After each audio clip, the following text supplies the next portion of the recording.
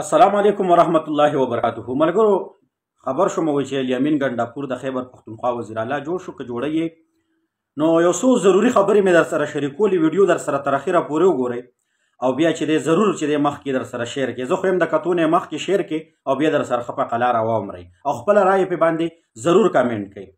الیمین ګنډاپور وزیر اعلی جوړول، د عمران خان جیل له لیږل، په هغه باندې سزا دغه کول لګول او دغسې د عوامو خیبر پښتونخوا 987 ارب روپۍ قرضداري کول او خیبر پښتونخوا له خپل نماینده نه ورکول چې د پښتنې خاورې سره مینه محبت وي، هغه خیبر پښتونخوا روغه کړي، خیبر پښتونخوا له تعلیم ورکړي، د خیبر پښتونخوا د په معیشت باندې نظر وساتي، بلکې خیبر پښتونخوا داسې ډوبه نه کړي لکه څنګه چې تېرو 10 کالو کې ډوبه کړې ده.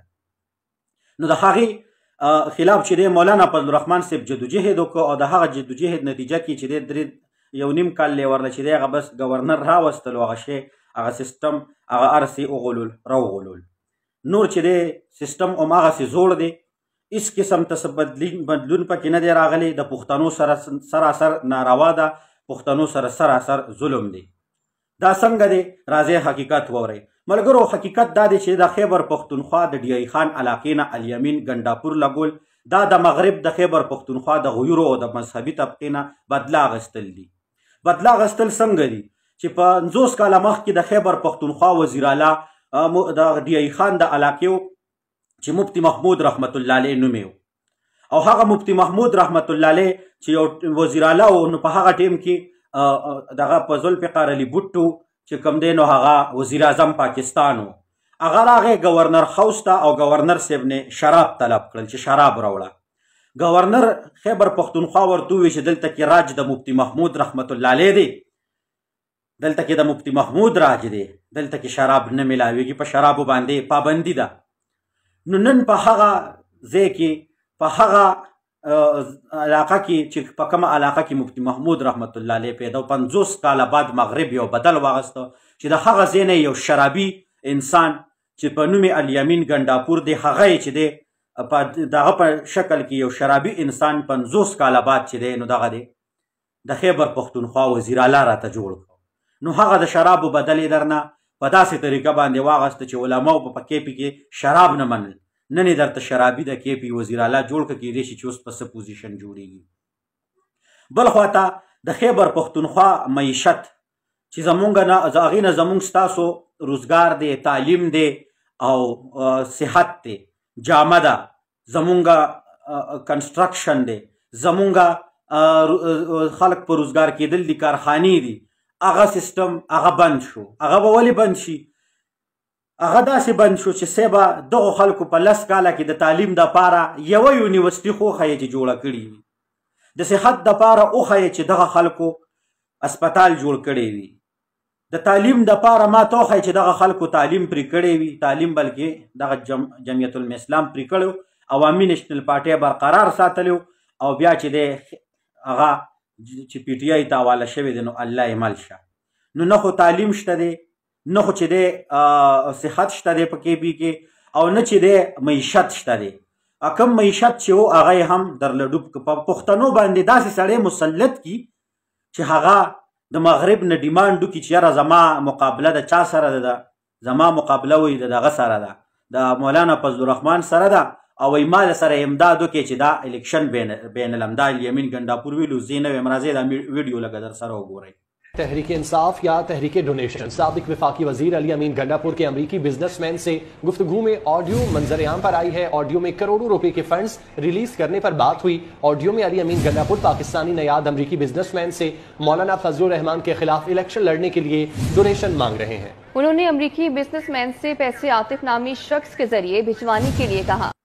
ملګرو دغه حساب کتاب دی باقاعده د الیمین ګنډاپور هغه وایس په هم تاسو اورېدلي وي چې د امریکي بزنسمین نه دغه غوښتي او مدد غوښتي چې زما مقابله د مولانا فضل الرحمن سره ده. نو نن زمونږ د خیبر پښتونخوا چې ځان ته هغه باشعوره او باغیوره عوام وایي هغه نه جاهله بل نشته دی چې د هغو نه په کومه طریقه باندې بدل واغسته، هغو نه د مفتی محمود رحمت الله علیه بدل واغسته، د فضل الرحمن بدل یې دنه نه دی اغستی. فضل الرحمن خو چې دی تش تحریکونه وچلول او الحمدلله تحریک کامیاب شي، خو په اخره کې ورسره داسې ګوته وکړي چې هغې باندې مونږ هم پوه نه شو، تاسو هم پرې پوه نه شئ. ګوره عمران خان یې راوستو پکې 10 کال یې په KP کې د هغه حکومت وچلو صوبه یې پې درله د 97 ارب نه 987 ارب قرضدار یې کړله. پښتون له معیشت تباه که، پښتون له تعلیم تباه که، پښتون په علماو ته په کنځلو باندې که، پښتون یې چې دی بېروزګاره که. خو پښتون نه غټ خر او جاهله بل نشته دی چې پښتون بیا هم او جذباتي دی چې پښتون د سره څنګه چلو که هغې ورته رونیوه هسې په ګپ شپ دی. جیل میل نشته دی د عمران خان دپاره. هغې هسې ګپ شپ له نیولی دی.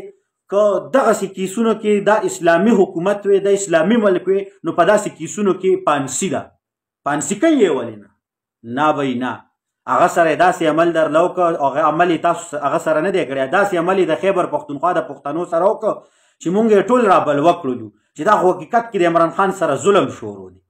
نه به نه د عمران خان سره ظلم نه دی شروع، بلکې ستاسو سره ظلم کوي. دا ظلم تاسو سره کوي. ستاسو په زړونو کې د عمران خان دپاره همدردي پیدا کوي چې چا ستاسو دا صوبه 987 ارب قرضدارې کړه، چا چې تاسو له نه سکولونه درکړل، نه کالجونه درکړل، نه هسپتالونه درکړل او هغې در باندې په دویم ځل واپس چې دی راوست او یو پاپولر یې که در باندې. نو دا ټوله چې دی دا د پښتنو سره یو ګوت وشوله، یو ناجیز وشوله او دغه ناروا در سره کیږي. د پښتنو یو لیډر چې دی نو نامزد نشو. ولې نشو؟ هغې ته پته ده چې دا د دغې پښتنې خاورې بچی دی. سابق وزیراله خیبر پښتونخوا خیدر خان هوتي ولې رانغی؟ په دغه وجه باندې رانغی چې د هغه سره د پښتنو فکر شته دی، د خپلې صوبې ورسره غم شته دی. هغه یې در باندې رانوسته. د جمعیت الاسلام حکومت یې در باندې ولې رانوسته؟ جمعیت الاسلام مخکې په دې صوبه کې 84 کالجونه او 4 یونیورسټۍ جوړې کړي دي، ټوبېلې یې ایستلي دي، ملکنټري یې درته جوړ کړی دی او نیم په نیم یې د صوبې قرضه واپس کړې وه. چېرته کې هغې دا راولي چې هغه د معیشت اوریجنل ټیم دی. پښتون همیشتن په دغسې دلدل او په فساد کې ساتي، خو پښتون کې عقل شعور نشته دی. پښتون خپل مشر ونه پیژنده، بلکې دغه ایره غیره خلک، دغه زینهکار او شرابیان خلک دپاره چې دی اسټبلیشمنټ یې په دغه کې راولي، په دغه کې اشتعال کې چې ګینې دا خو دا زمونږ د مشر سره ظلم کیږي. عمران خان نه زمونږ مشر دی او نه زمونږ مشر کیدی شي. عمران خان په ټیم باندې 10 کاله زمونږ په صوبه کې پې کار وکړو، دغه دی دغه عمل یې راسره وکړو. نو یو خو انګریز د مفتی محمود رحمت الله علیه بدل 50 کاله بعد واغشتي چې شراب به درته اوس عام شي. غرق او پرک شولی پښتنو، معیشت مم تباه، بچي به هم نشیان شي او وروره صحت او تعلیم هسې مخکې نه هم تباه کړی دی د دې 10 کالو کې او مزید نور هم د تباهۍ دغه کوئ او همدغسې جذباتي او کې راځي او تاسو به یو څو ورځې بعد ډېر زر ده چې تاسو چې دا کومه پښتنو د PTI له اوټ ورکړی دی همدغه کنجر خلک، همدغه کوچر خلک پسې دی وایي چې یاره بس مونږ بیا یې دوکه کړو، مونږ سره یې دا ګوته کړې ده. دا ګوته وه، دا ګوتې دي او دا ګوتې کېږي د پښتنو سره. لحاظه پښتنو له پکار دي چې لږ را بیدار شي او د صبر او د تحمل نه کار واخلي او لږ د خپل عقل استعمال کړي. بلکې د پښتنو سره دا سراسر ناجیزه ده چې عمران خان یې دې نه ګیر که ورته او هغه یې ورته یو قسم له داسې که چې ګینې د ده سره ظلم کېږي، مظلوم یې که الان کې نور چې دی هغه زمونږ د KPK قاتل دی، ظالم دی او زمونږ د پښتنو د معیشت دشمن دی. هغې راتانغه دی واپس چې دی نو را باندې واپس راوسته. نو دغه کار دغه روزګار دی د پښتنو سره، خاص کر د پښتنو سره وکړه. KPK م یو ځل بیا تباه واخلی چې تاسو پښتنو بیا چې دی هغه خلک راوستل کوم چې زمونږ صوبه 10 کاله تباه او برباده کړی. ملګرو ویډیو مې در سره مخکې شیر کړی، کولی دی شي چې عقلمند پې پېښ شي او بې عقله د خدای پاک نور هم دغسې د عقل نه لرې وساتي لکه دا چې څنګه لرې دي.